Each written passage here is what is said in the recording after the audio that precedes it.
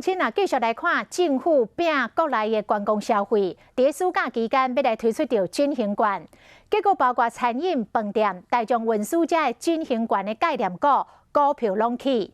也毋过分析师也是提醒着投资人要小心。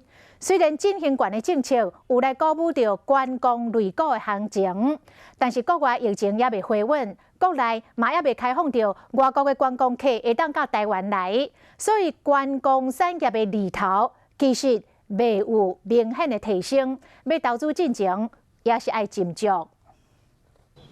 今年券就要来呀，已经困真久的观光产业嘛应该爱请呀。今年券概念股拢有起。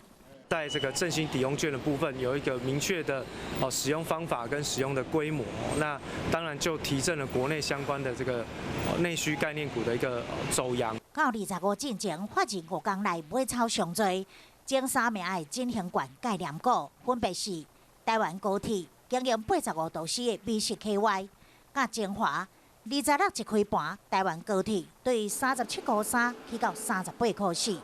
BCKY 对114起到123，精华咧嘛对148块半起到153块半，其他进行券概念股像香西、粉品、华航嘛拢总起。